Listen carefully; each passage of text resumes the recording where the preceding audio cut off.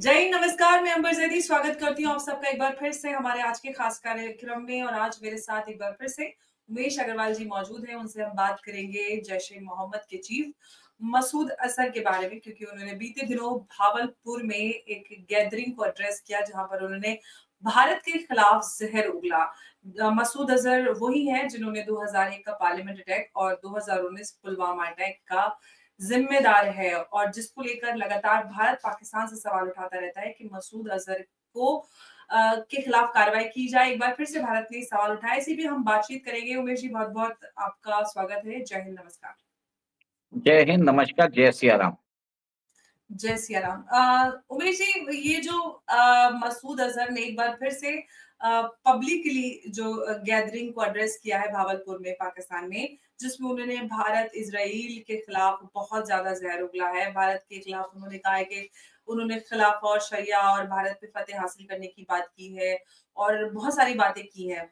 लेकिन मैं आपसे ये जानना चाहूंगी कि 2001 का पार्लियामेंट अटैक हो या फिर 2019 का पुलवामा अटैक, दोनों ही ऐसे भयानक और भयावह हमले हैं जिसको भारत नहीं भूल पाता। आपको क्या लगता है कि सिर्फ पाकिस्तान से, क्योंकि हमारे अभी भी भारत ने कार्रवाई करने की बात की है कि मसूद अजहर के खिलाफ कार्रवाई, क्या ये कार्रवाई काफी है मसूद अजहर देखिए से पाकिस्तान? देखिए क्योंकि पाकिस्तान तो इनको छिपा के बैठा रहता है। अगर पाकिस्तान से कार्रवाई की उम्मीद की जाती तो शायद वो आज भावलपुर में बाहर निकलकर इस तरह से भारत और इसराइल के खिलाफ इस तरह से जहर नहीं बोलते। देखिए, मैं इसकी कड़ी बहुत पहले से जोड़ना चाहूंगा। 2 महीने पहले जाकिर नायक वो पाकिस्तान गए थे। पाकिस्तान ने उनको 1 महीने के लिए होस्ट किया था। He has reportedly travelled across Pakistan. और आपने देखा उसके बाद बांग्लादेश में कैसे बांग्लादेश और ईस्ट पाकिस्तान, जो ईस्ट पाकिस्तान है और पाकिस्तान के बीच में रिश्ते सुधर रहे हैं। पाकिस्तान से हथियार भेजे जा रहे हैं बांग्लादेश को। पाकिस्तान के नागरिक अभी बांग्लादेश में जा सकते हैं, उनको वीजा रिलैक्सेशन मिल गया है। आपको ये भी याद होगा कि अभी टर्की ने ड्रोन्स दिए हैं बांग्लादेश को, जो पाकिस्तान के पास भी है। ठीक है। और ये चीज मुझे ये समझ में आ रहा है, ये ग्लोबल कॉन्स्पिरेसी है इंडिया के खिलाफ। Coordinated conspiracy by Turkey, Pakistan, east Pakistan, China भी इसके अंदर इन्वॉल्व है। और सडनली आपने देखा दिसंबर 6, जब कल बाबरी मस्जिद का जो दिन था, उसके बाद आज उनका एक वीडियो आना, आग में जैसे पेट्रोल जी। डालने जैसा रहता है कि उन्होंने जो उधर गैदरिंग को एड्रेस किया, and it was attended by thousands of people. और यहां तक बोला गया था कि हमें we have to establish caliphate, India your death is coming. उन्होंने ये भी बोल दिया था कि आपको ये भी समझना होगा कि कल सुप्रीम कोर्ट के एक जज ने भी बोला था कि बाबरी मस्जिद को बरोबर नहीं, उसका जजमेंट बरोबर नहीं था। और सडनली आज इन्होंने भी अपनी बातचीत में यही कहा है कि बाबरी मस्जिद बिलोंग टू मुस्लिम्स। तो मतलब एक कोऑर्डिनेटेड स्ट्रेटेजी कर रहे हैं, जो लेफ्टिस्ट इस्लामिस्ट का ecosystem. We have to think from that angle. उसमें उन्होंने वीक लीडर बोला है, बेंजामिन नेतन्याहू को वीक लीडर बोला है, उन्होंने नरेंद्र मोदी को वीक लीडर बोला है। ये वही आदमी है जिनको 1994 में इंडियन आर्म फोर्सेस ने पकड़ लिया था। और जब 1999 में जब IC 814 जब हाईजैक हुआ था और उसको इन्होंने कांधा लेके चले गए थे, उस समय हमारे अजीत डोभाल ने इनकी रिलीज करवाई थी, इनको एक्सचेंज किया था। तब ये आपने जैसे बोला 2001 का जो पार्लियामेंट अटैक है, 2016 के जो पठानकोट अटैक है, 2019 के जो उरी अटैक है, इस सब में ये आदमी रहे है। और इसको जो है पाकिस्तान में इसको टेररिस्ट के जैसे नहीं नवाजा जाता, इसको फॉलो किया जाता है as a religious monk, as a मतलब इसकी बातें जो है, तकरीर जो बोलते हैं, ये जो बोलता है, he can inspire thousands of people. और इसके साथ एक तरह से मेरे हिसाब से militancy, he is trying to spread militancy in the valley. और भारत के अंदर एक हाफ फ्रंट है, उसको भी आगे ये प्रोवोकेटिव स्टेटमेंट देके भारत के अंदर भी इंटरनल राइट्स इंसाइड करने का एक बहुत ज्यादा मेरे तरह से एक बहुत ग्लोबल तरीके से प्लानिंग हो चुकी है। तो मेरा ये मानना है कि जिस हिसाब से इसने स्टेटमेंट्स दिया है, इट इज एक्सट्रीमली प्रोवोकेटिव। और भारत के जो विदेश सचिव है, उन्होंने इसकी कड़ी निंदा की है। पाकिस्तान को कोई फर्क पड़ता नहीं है, आप कितनी भी निंदा करो। आपको अपने एक्शन, जब तक आप एक्शंस नहीं लोगे तब तक कोई मतलब नहीं है। ये आदमी 23 साल से, 23 या 24-25 साल से पाकिस्तान में है। पाकिस्तान इनको शरण दे रहा है। पाकिस्तान ने डिनाई किया कि है ही नहीं हमारे पास, जैसे ओसामा बिन लादेन। अब तो बाद में मिला भी था पर उसको डिनाई किया था। तो अब समझना पड़ेगा कि he is against India, Israel and even America. America में नेक्स्ट ईयर जनवरी 20, 2025 को Trump is taking the oath. तो मेरे हिसाब से another strike can happen on America also. जैसे 9/11 होगा वैसा भी ये कर सकता है, बिकॉज इसके फॉलोअर्स बहुत ज्यादा है। और suddenly there will be a rise of Islamic jihadist terrorism across the globe. ये एक तरह से एक सिग्नल दे रहा है, आप समझ जाएंगे। तो ऐसे में जिस तरह से भारत ने पाकिस्तान से मांग की है कि मसूद अजहर के खिलाफ कार्रवाई की जाए और एक इंसाफ दिलाया जाए, भारत ने इंसाफ की मांग की है, तो ऐसे में ये मांग करना आपको लगता है उचित है या फिर कोई खुद से कठोर कार्रवाई करनी चाहिए जैसे कि अमेरिका ने की? मेरे ख्याल से अभी ब्राजील को जी। इंडिया और इसराइल, रॉ और मोसाद को मिलके काम करना पड़ेगा, क्योंकि इसके अंदर खलीफा की बात की हुई है। It is calling for the destruction of Israel and India together. इसके कारण जो मॉडरेट्स इस्लामिक स्टेट्स है, जो मोदी जी के सपोर्ट करते हैं, वो इनके खुल के सपोर्ट करने नहीं आ सकते। आज आप देख लीजिए, सऊदी अरेबिया के जो शासक है मोहम्मद बिन सलमान, यूएई के शासक है Mohammed bin Zayed, they are becoming the moderate place of Islam. But इस आदमी ने जिस तरह से आज कल इसका जो वीडियो रिलीज किया गया, जो टाइमिंग की है, मेरे हिसाब से there will be a rise of Islamic jihadi terrorism across the globe. Turkey भी इसको उनको शेयर दे रहा है, कतर भी दे रहा है। तो it will be a fight among the Muslim ummah to be the leader. अब इसमें आज मेरे बांग्लादेश भी शामिल हो गया है, जैसे ईस्ट पाकिस्तान कहना चाहिए क्योंकि अब तो वो ईस्ट पाकिस्तानी बन गया है वापस से। देखिए देखिए आपकी बात सही है, ईस्ट पाकिस्तानी है, क्योंकि कल बांग्लादेश का बॉर्डर जो गार्ड्स है वो भारत की सीमा में आ गए थे। उन्होंने यहाँ पे बोला था कि आप मंदिर मत बनाइए, वो तो हमारे बीएसएफ ने इंटरवीन कर दिया था। बांग्लादेश ने तो अभी ऐसा ही है कि अपने हाई कमीशन अगरतला और कलकत्ता से बुला लिए। तो ये सब डिप्लोमेटिक टाइप्स तोड़ने की बात है।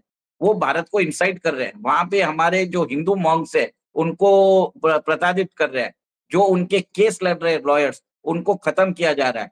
बांग्लादेश के जो फाउंडिंग फादर है शेख मुजीबुर रहमान, जिनके नोट पे उनकी जो फोटोज है नोट पे, वो हटा रहे हैं।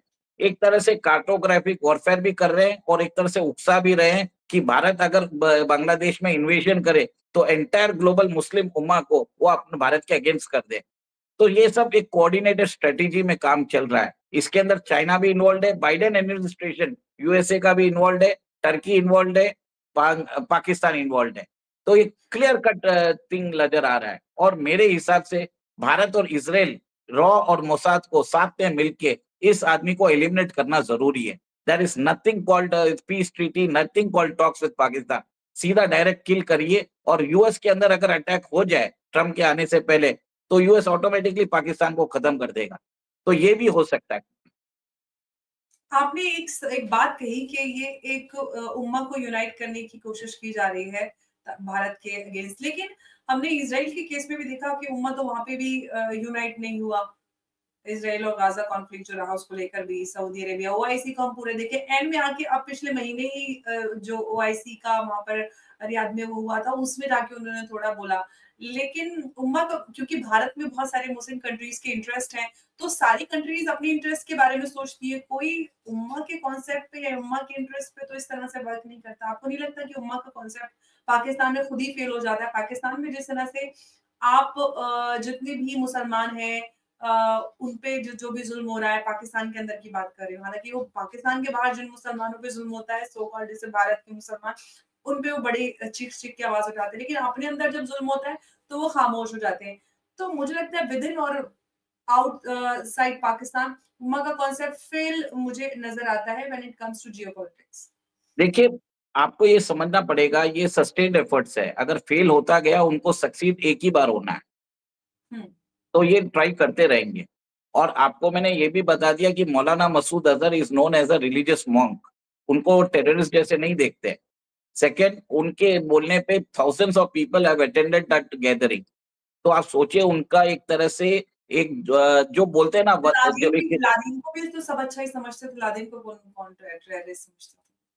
तो इसी के हिसाब से मैं बोल रहा हूँ ना, जब आप किसी को इंस्पायर करते हो, when people relate to a cause, उनको तो टेररिज्म करना है, उनको तो यही दिखाना है कि आपने आपने वो जिहाद के सपोर्ट में एक वायलेंस किया, तो एक तरह से आप उनको इंस्पायर ही कर रहे हो। You are creating human bombs, you are trying to spread this violence across the globe. उधर जो भी इंस्पिरेशन मिलेगा वो बाकी बाकी कंट्रीज में जाएगा, इंडिया में जाएगा, इसराइल में जाएगा, अमेरिका में जाएगा, वेस्ट में जाएगा, सब जाके उधर वायलेंस करने वाला है। और आपको मालूम है कि यूरोप में कैसे अभी इस्लामिक वायलेंस, जिहादी वायलेंस आपने देखा फ्रांस में कैसे हो रहा है। अब ये हो रहा है, वाइड स्प्रेड अटैक हो रहा है, उसके साथ अगर बॉम्ब ब्लास्ट भी होना चालू होता है तो आप सोच लीजिए क्या होगा। तो भारत तो वल्नरेबल है ही, उसके साथ इजराइल भी है, क्योंकि फर्स्ट ये दोनों है, थर्ड अमेरिका आएगा। तो मेरा ये मानना है कि this is the call for the rise of Islamic terrorism across the globe. आप उनके जो स्टेटमेंट्स पढ़ रहे हैं जो एक्सट्रीमली प्रोवोकेटिव है, मेरा ये मानना है कि हमें we have to be on the guard. जिस हिसाब से हमने सोचा था बांग्लादेश का इश्यू खत्म हो जाएगा अगस्त 5, आप सोच लीजिए अगस्त 5 क्या था, क्या डे था, एब्रोगेशन ऑफ आर्टिकल 370। उसी दिन शेख हसीना को टॉपल किया गया था। जब शेख हसीना ने दिसंबर 3 या 4 को जब बोला था कि ये दिन Mohammad Yunus is responsible for the persecution of Hindus, उसके बाद यूनिस ने तो और ज्यादा मस्ती करना चालू कर दिया। तो मेरा ये मानना है आज से 7 तारीख से लेकर जनवरी 19 तक, जब तक ये बाइडेन प्रेसिडेंसी रहेगी, और भी प्रोवोकेटिव स्टेटमेंट्स आएंगे। The countries across the world will try to provoke India to have a military action in Bangladesh. तो आपने देख लीजिए, ममता बनर्जी है, उन्होंने बोल दिया इंडियन प्राइम मिनिस्टर को, send a UN peace keeping mission to Bangladesh, that is a call for separate Hindu land in Bangladesh. तो ये सब प्रोवोकेशन किया जा रहा है ताकि भारत सरकार अगर कोई मिलिट्री एक्शन ले बांग्लादेश पे, बांग्लादेश को एक यूक्रेन के जैसे प्रोजेक्ट किया जा रहा है। हमारे एक बैकयार्ड में उन्होंने एक तरह से एक प्रॉब्लम क्रिएट कर दिया है। और बांग्लादेश का बॉर्डर बहुत ही पोरस है, इसमें फेंसिंग नहीं की हुई है, तो एक तरह से तकलीफ उधर बहुत बड़ा चैलेंज है इंडिया को। तो ऐसे में आपको क्या लगता है कि भारत के पास क्या-क्या रास्ते रह जाते हैं? क्योंकि हमारा जो आपने बॉर्डर की बात की, एक बहुत बड़ा ये एक भारत के लिए चैलेंज है। प्लस हमारे जो भारत है, बहुत सारे ऐसे घुसपैठिए हैं और बहुत बड़ी संख्या में है। तो ऐसे में भारत के पास क्या-क्या रास्ते रह जाते हैं कि इस तरह का विद्रोह अंदर ना उछड़ पाए और हम बॉर्डर सिक्योरिटी और या जो प्रोटेक्शन है उसको हम मजबूत कर सकें? देखिए वो तो हो ही रही है। बॉर्डर सिक्योरिटी में आपने सुना ही होगा कि कितने सारे बांग्ला फेक आधार कार्ड डिटेक्ट हुए हैं, कितने सारे बांग्लादेशीज को डिपोर्ट किया जा रहा है। बेंगलोर में और यहाँ तक कि चेन्नई में भी बहुत सारे बांग्लादेशी जो रह रहे थे फेक आधार से, वो डिटेक्ट होके उनको डिपोर्ट किया जा रहा है। सेकेंड, लोगों के अंदर एक तरह से एक अवेयरनेस भी आ रहा है। जिस हिसाब से सस्टेन वायलेंस जो बांग्लादेश हिंदूज के ऊपर हो रहा है, उसके कारण ट्रंप ने भी बोला है, ब्रिटिश पार्लियामेंट में बात हुई है, यूएस एडमिनिस्ट्रेशन ने भी बोला है कि जो मॉन्क्स है, हिंदू मॉन्क्स को, they should get a free and fair trial. भारतीय सरकार को एनहांस सर्वेलेंस करने की जरूरत है। जैसे बांग्लादेश ने ड्रोन्स लगाए, भारत को भी ड्रोन्स लगाने पड़ेंगे। और आपको ये मालूम ही है कि हमने यूएस से 31 ड्रोन लिए हैं 30,000 करोड़ में, तो सब यूज होने वाले हैं। और आगे जाके एनहांस सर्वेलेंस, और मेरे हिसाब से जो बांग्लादेश का बॉर्डर है उसको फेंसिंग भी किया जा रहा है। तो बहुत सारे स्टेप्स तो बांग्लादेश के साथ में नेपाल बॉर्डर भी एक वल्नरेबल हमारा जो एरिया हो जाता है, जहाँ से देखिए, जो वीके सिंह ने बोला था 2.5 front war, this is not a 2.5 front any war, it is Pakistan, it is China, it is Nepal, it is Bangladesh, it is Sri Lanka and Maldives, it is a multi front war. And आधा फ्रंट जो इंडिया में है, तो Indians के जो nationalist है, Indian forces है, Indian जो सिक्योरिटी एजेंसीज है, they need to be on alert. जो भी अगर जो पोजीशंस है, जो अगर वो लोग, अगर आपको लगता है कि कोई भी आदमी नेशंस के अगेंस्ट काम कर रहा है, immediately you have to inform the law enforcement agencies. The nation needs to be on alert. Indian सरकार को तो इमीडिएटली इमरजेंसी डिक्लेयर कर देनी चाहिए और एक तरह से हाइटेंड अलर्ट कर देना चाहिए। इसराइल के जैसा ना हो जाए कि अक्टूबर 7 जैसा कोई इंसिडेंट ना हो जाए बंगाल में। जिस हिसाब से जो सिचुएशन है, मुझे लगता है जैसे गाजा में जैसे गाजा के मिलिटेंट्स ने पैलेस्टीनियंस ने इसराइल के साथ किया, वैसा हिंदूज के साथ, इंडियन हिंदूज के साथ ना हो जाए। तो we have to ensure that this does not the Gaza incident which happened in Israel should not be repeated in India. तो एक तरह से we have to think from all possible angles. Sir ma'am, actually क्या है, कुछ लोग बोलेंगे कि मैं हाइपर हो रहा हूँ, I am trying to create a fear साइकोसिस, बट ऐसा नहीं है। आजकल अनएक्सपेक्टेड चीजें बहुत हुई है। बांग्लादेश में किसने सोचा था कि अगस्त 5 को शेख हसीना को भागना पड़ेगा? किसको मालूम था कि पाकिस्तान में इमरान खान की सरकार को पलट दिया जाएगा? डोनाल्ड अभी इंडिया में है। तो we have to think from all possible angles. अगर कोई नहीं सोच रहा है तो he is living in the fool's paradise. हमें we have to be heightened security करना जरूरी है। वी नीड नॉट हमें we have to avoid the crisis rather than face the crisis and respond. ये बहुत जरूरी है, मेरा मानना ये है। तो अभी जिस तरह से रिश्ते हमारे आसपास जो एक होस्टाइल नेबरहुड डेवलप हुई है ऐसे में, और प्लस अब मौलाना मसूद अजहर सामने आते हैं और वो भारत पे फतेह की बात, हालांकि ये तो एक ऐसा कॉन्सेप्ट है जिसपे पे पाकिस्तान की मिलिट्री हो या लाल टोपी में हो, वो जायद जो आज आपने सुना होगा जो कहते हैं कि भारत पे हम फतेह हासिल करेंगे, नई दिल्ली पे झंडा लहराएंगे और ये सारी बातें।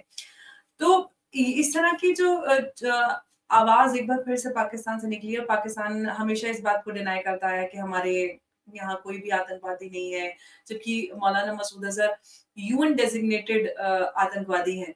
ऐसे में पाकिस्तान से सिर्फ डोजियर एक्सचेंज करना, उनसे सिर्फ ये कहना कि आप ये कीजिए वो कीजिए कार्रवाई कीजिए, और पाकिस्तान फिर पलट के कहता है कि भारत तो हमारी बात ही नहीं सुनता, भारत को बड़ा घमंड है क्योंकि वो तरक्की कर रहा है। तो ये जो हिपोक्रेसी है पाकिस्तान की, एक तरफ तो भारत से रिश्ते भी सुधारना चाहता है, एक तरफ फिर दूसरी तरफ भारत पे इल्जाम भी लगाता है, क्योंकि भारत अपने स्टैंड पे स्टार्टिंग से वहीं पे है कि हमें कार्रवाई चाहिए इन आतंकवादियों के खिलाफ।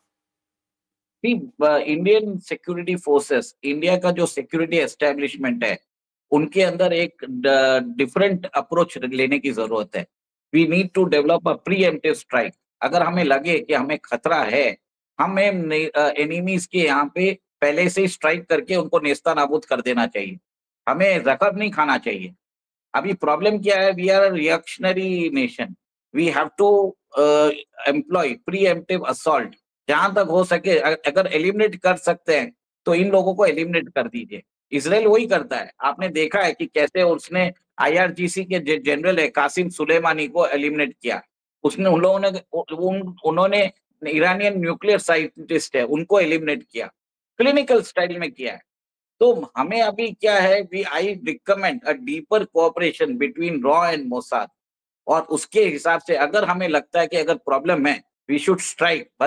भले यूएस कुछ भी बोले, India should develop deep ties with Israel because it is an existential crisis for both India and Israel both.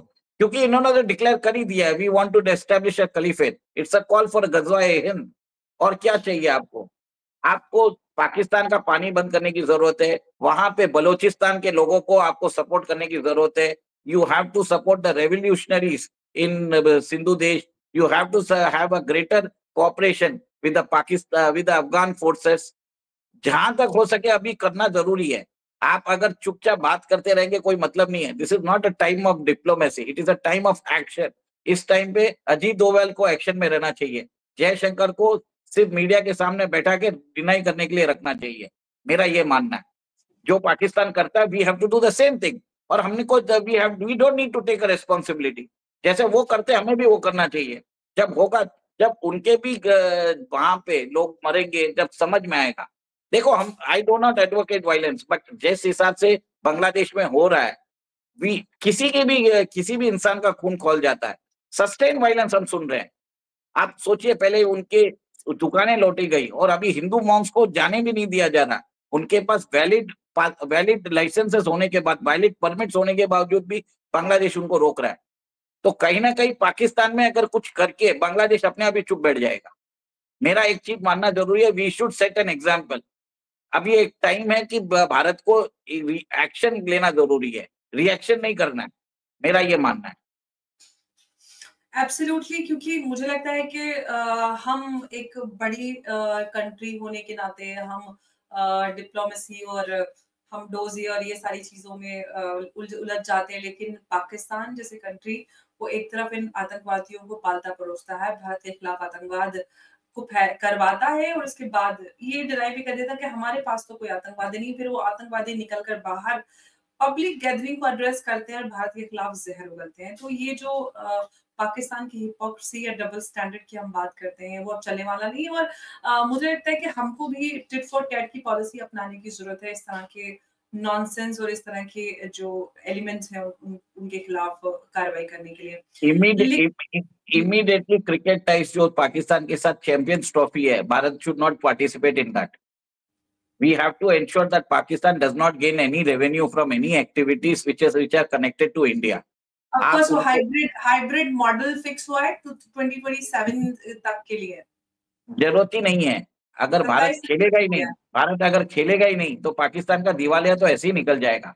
पैसा आप ही प्रोवाइड कर रहे हो, ठीक है। We have to desist from all activities. IPL में हमने बांग्लादेश प्लेयर्स को नहीं लिया।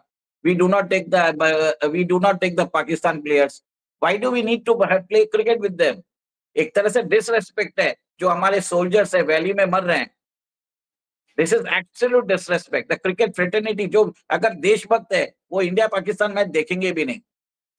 They should say that absolutely. और अब नहीं, उमेश की बात आपने सही कही। जो एक जब हम छोटे थे तो एक क्रेज होता था इंडिया पाकिस्तान मैच का, क्यों इंडिया पाकिस्तान मैच हो रहा है तो लोग टीआरपी बहुत हाई होती थी मैचेस की। लेकिन अब लोग they don't want to watch Pakistan playing with India.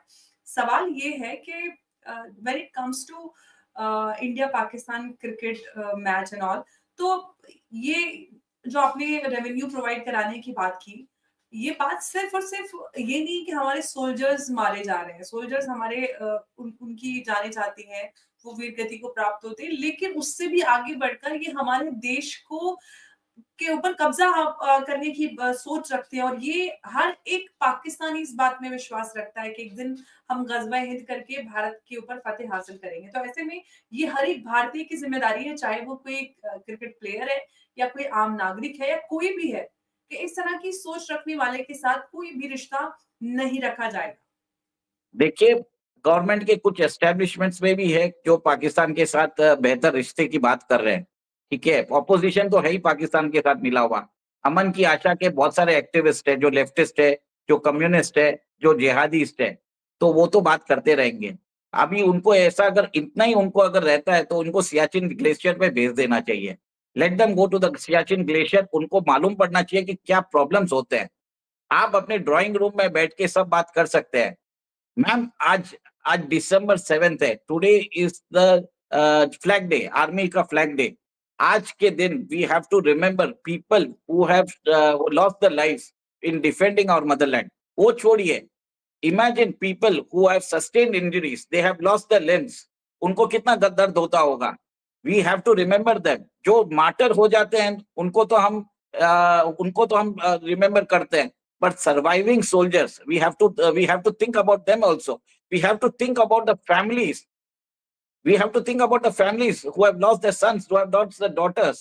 We have to think about the spies, जो हमारे covert agents है, जिनका नाम ही नहीं आता है। देश जब तक जिनको इनको भी नहीं, क्रेडिट मिलता है, जिनको कोई जान भी नहीं पाता है उनकी yes, सैक्रिफाइस और उनकी we सेवाओं के लिए। we need to have that retaliation force.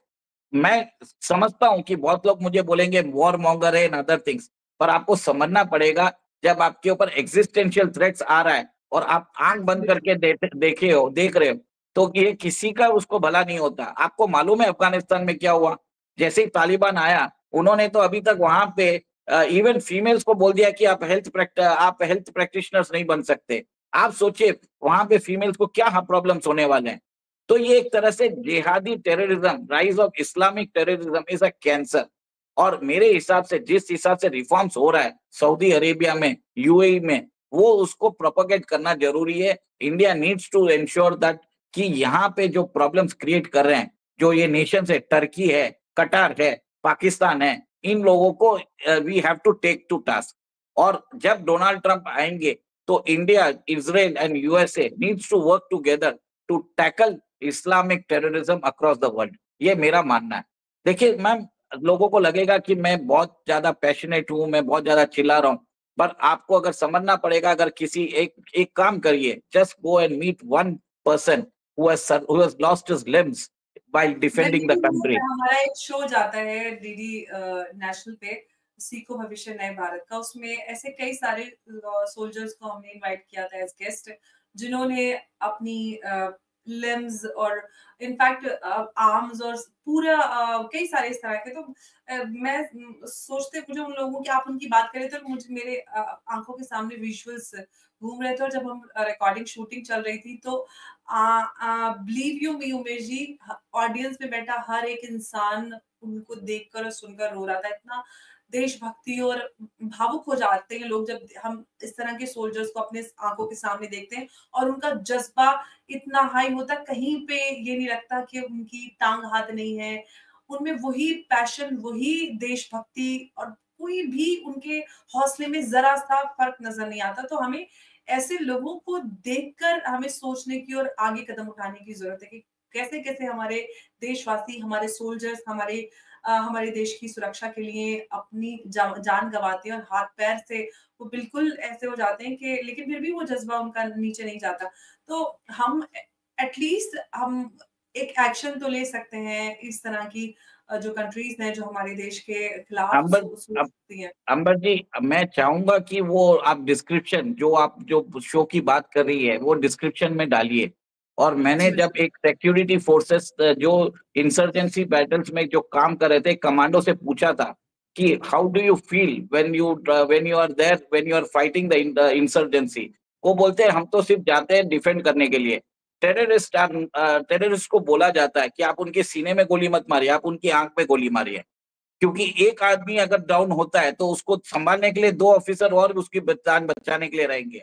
और जो तरह से दहशत पैदा करना चाहते हैं, तो आप जब एक एक चीजें सुनेंगे ना, आपके दिल दहल जाएंगे। एब्सोल्युटली। और आपको समझ में आएगा कि ये लोग जो कितने रेडिकलाइज्ड हो गए। इनका एक ही, दे हैव डिसाइडेड कि हमें यहाँ पे गजवा हिंद करना है। दे हैव डिसाइडेड, हमें we don't have any other option but to come, we have to stay alert. We need to work together. We need to work with Israel and United States and West to contain the rise of Islamic terrorism. We need to support Mohammed bin Salman. We need to support Mohammed bin Zayed. वो एक, these are the people who can reform the Middle East. They can reform the Islamic things. जो इस्लाम एक बहुत ही beautiful religion है, but problem ये है कि ये जो दियोबंदी है, ये सलाफिस्ट है, इन लोगों ने इसको एक जो इंटरप्रिटेशन दिया है, दे हैव टू बी कर्टेड। और जैसे ये जाकिर, और मुझे लगता है कि मौलाना मसूद अजहर के इस एड्रेस के बाद भारत को एक कड़ी कार्रवाई और एक बेटर स्ट्रेटेजी के साथ काम करने की जरूरत है, इस तरह के सारे ही खतरों और इस तरह के एलिमेंट्स से सतर्क रहने के लिए। उमेश जी, बहुत बहुत धन्यवाद आपका हमारे साथ इस चर्चा में जुड़ने के लिए। नमस्कार, जय हिंद, जय भारत।